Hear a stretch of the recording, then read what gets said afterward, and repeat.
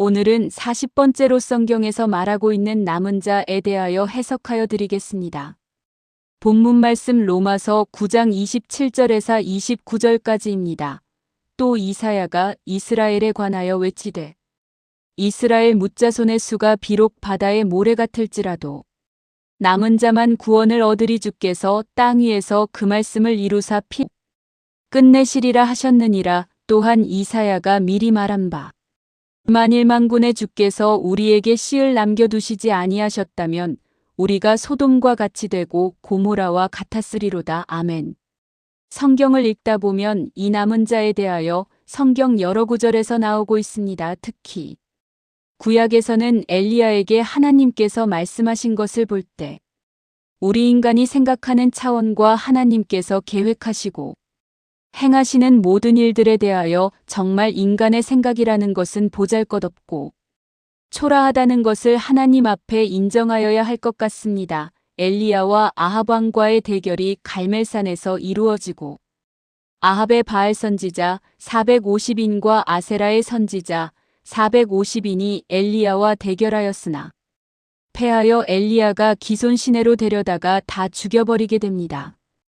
엘리야는 아합의 아내 이세벨이 죽일 것이라는 말을 듣고 무서워서 엘리야는 자기 혼자 낭은 줄 알고 로뎀나무 아래서 죽기를 여호와 하나님께 구하는 어처구니 없는 행동을 하는 것을 볼 수 있습니다. 그러나 하나님은 바알에게 무릎을 꿇지 않은 7,000인을 남겨두셨다는 말씀을 하십니다. 위의 말씀에서 보면 아합 왕이나 이세벨이 믿은 신은 모두가 우상의 신입니다. 특히 북이스라엘은 여로보암이 세운 나라로서 우상 숭배를 한 백성들입니다. 여러분들도 잘 아시다시피 금송아지 만들어 놓고 우상의 신을 믿었습니다. 그래서 이 우상의 신을 믿은 자들은 남은 자에 속할 수 없게 됩니다. 아모스 2장 4절 말씀입니다. 여호와께서 가라사대 유다의 서너 가지 죄로 인하여 내가 그 벌을 돌이키지 아니하리니 너희는 저희가 여호와의 율법을 멸시하며 그 율법을 지키지 아니하고 그 열조에 따라가던 거짓 것에 미혹하였음이라. 아멘. 우상에 속한 자는 남은 자에 속하지 않습니다. 하나님의 참 신이 아닌 거짓 신을 믿기 때문에 거짓 신에게는 구원과 영원한 생명이란 없는 것입니다. 거짓은 우상 숭배입니다. 아모스 2장 4절 주일에 말씀하시고 있는 것입니다. 여기서의 거짓과 우상이라는 것은 어떠한 불상이나 자기들이 믿은 형상을 만들어 놓은 것을 말함이 아닙니다. 물론 이런 종류의 것들도 우상의 일부분이기는 하지만 우상이란 간단히 다시 말씀드리면 거짓말하는 것이 우상이라는 말씀입니다. 우상이라는 말은 하나님의 생명의 말씀을 전한다고 하면서 세상의 지식과 학문으로 자기 것으로 말하는 자를 말하는 것입니다. 그러므로 그들이 설교하는 말씀 안에는 하나님의 생명이 없으므로 거짓이요 곧 우상이 되는 것입니다. 남은 자는 하나님의 말씀을 깨달아 하나님의 생명이 함께하는 자를 말하는 것입니다.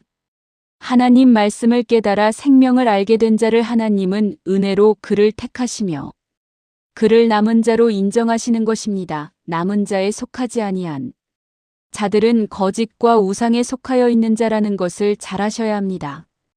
오늘날로 말하면 진리 가운데서 믿음 생활하는 자가 남은 자요.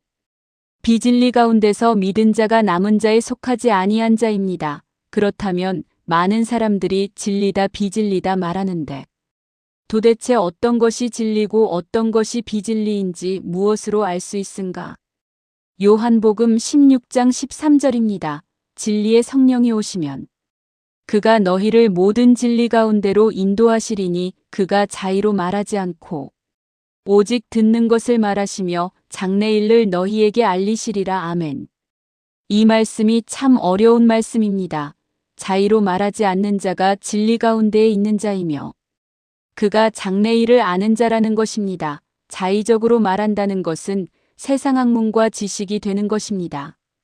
그런데 이 말씀을 구분하기가 어렵습니다. 설교하는 목자마다 다 본인이 설교하는 것이 진리라고 생각을 하는 것입니다.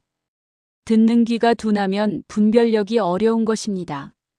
모두가 자기 교회 목사님의 말씀이 진리 말씀이라고 생각하고 하나님을 믿지 어떤 사람이 자기가 섬기는 교회 목사님의 말씀을 비진리라고 믿으면서 교회 다니시는 분이 계시겠습니까?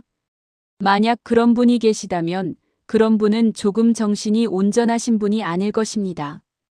그런데 믿음이라는 것이 교회 다니면서 주여 믿습니다 하면 될 것 같은데 성경을 보면 정말 믿음이란 것이 어렵다는 생각을 하게 됩니다.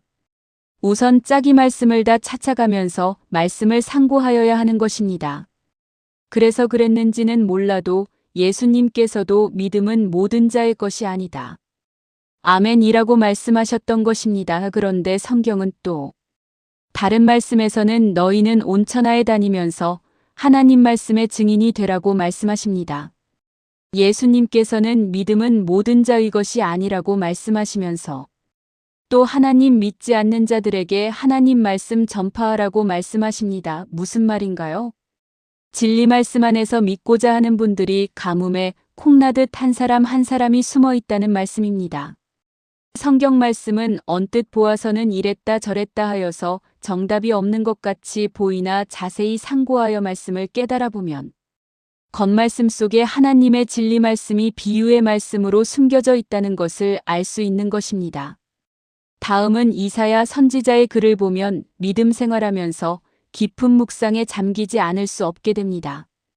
이사야 29장 10절입니다. 대저 여호와께서 깊이 잠들게 하는 신을 너희에게 부어주사 너희의 눈을 감기셨음이니 눈은 선지자여. 너희 머리를 덮으셨음이니 머리는 선견자라. 그러므로 모든 묵시가 너희에게는 마치 봉한 책의 말이라. 아멘. 이사야 29장 13절입니다. 주께서 가라사대 이 백성이 입으로는 나를 가까이하며 입술로는 나를 존경하나 그 마음은 내게서 멀리 떠났나니 그들이 나를 경외함은 사람의 계명으로 가르침을 받았을 뿐이라. 아멘. 위에 이사야 선지자의 말씀은 누구를 말함인지 알 수 있는 말씀입니다. 인생 목자를 말함은 말할 것도 없지만 믿은 우리들도 하나님이 이사야 선지자를 통하여 나무라는 이 말씀에서 벗어날 자가 과연 몇 명이나 있을까 하는 생각을 하여 보게 됩니다.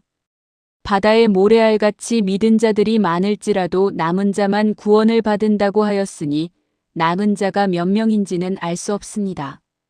아무튼 남은 자 사람의 수가 100명이 되건 1000명이 되건 나와는 상관이 없는 일인 것입니다. 왜냐하면 지금 나 자신이 남은 자 안에 들어가느냐, 남은 자 안에 못 들어가느냐가 중요한 것이지 지금 남은 자기 몇 명이나 될까 하는 것은 나와는 별 큰 의미는 없는 일이기 때문입니다. 우리는 여기 성경 말씀에서의 남은 자라는 뜻만 깨우쳐 알면 그만이고 또 그 남은 자 안에만 들어가면 이것이 하나님의 축복인 것입니다. 로마서 11장 5절에서 6절 말씀입니다. 그런즉 이와 같이 이제도 은혜로 택하심을 따라 나은 자가 있느니라. 만일 은혜로 된 것이면 행위로 말미암지 않음이니 그렇지 않으면 은혜가 은혜되지 못함이라. 아멘. 은혜로 택함을 받은 자는 남은 자이며 또한 구원을 받은 자요. 영생하는 생명으로 나타난 자를 말하는 것입니다. 은혜라는 말씀은 어떠한 것을 받을 자격이 전혀 없으며 아무 공로 없는 자에게 잘잘못을 따지지 아니하고 아무 대가성 없이 무조건적으로 사랑을 베풀어 그에게 주며 그 사람을 택하여 주심을 말하는 것입니다. 은혜는 행위로는 말미암지 않으니 만약 행위로 하여 은혜가 된다면 이것은 은혜라고 말할 수 없다는 말입니다. 이것이 곧 하나님이 남은 자에게 베푸시는 하나님의 사랑인 것입니다. 그러므로 성경에서는 이러한 경우를 로마서를 통하여 말씀하시는 것입니다. 로마서 4장 6절에서 8절입니다. 일한 것이 없이 하나님께 의로 여기심을 받은 사람의 행복에 대하여 다윗의 말한 바 그 불법을 사하심을 받고 그 죄를 가리우심을 받는 자는 복이 있고 주께서 그 죄를 인정치 아니하실 사람은 복이 있도다 함과 같으니라. 아멘. 하나님으로부터 이러한 경우에 해당하는 자가 은혜 받은 자요 택함을 받은 자요 죄를 가리움을 받은 자이며 죄를 죄로 인정치 아니함을 받은 자가 남은 자요 사망 가운데 있지 아니하고 하나님의 영생하는 생명 가운데에 남아있는 자를 말하며 이러한 자를 두고 남은 자라고 말을 하는 것입니다. 정말 대단한 축복을 받은 자가 되는 것입니다. 이 글을 읽으시는 여러분에게 이러한 축복이 임하시기를 바랍니다. 우리의 기도는 세상 것을 구함으로 하나님 앞에 부끄러운 기도가 되지 아니하고 하나님의 영원한 생명을 구하는 기도가 되어 남은 자로 나타나야 할 것입니다. 어느 분 말씀이 우리들의 마음이 99%가 세상의 돈으로 오염되어 있다고 말합니다. 하나님을 믿은 우리는 1%에 속하는 남은 자로서 세상 돈에 오염이 되지 않은 자로 나타나시기를 바랍니다. 우리 모두 하루하루가 이방인들이 구하는 무엇을 먹을까, 입을까 염려하는 삶이 아니요. 먼저 하나님의 나라와 그의 의를 구함으로 하나님 앞에 영광을 돌림으로 남은 자로 남기를 우리 주 예수 그리스도의 이름으로 기도드립니다. 아멘. 감사합니다.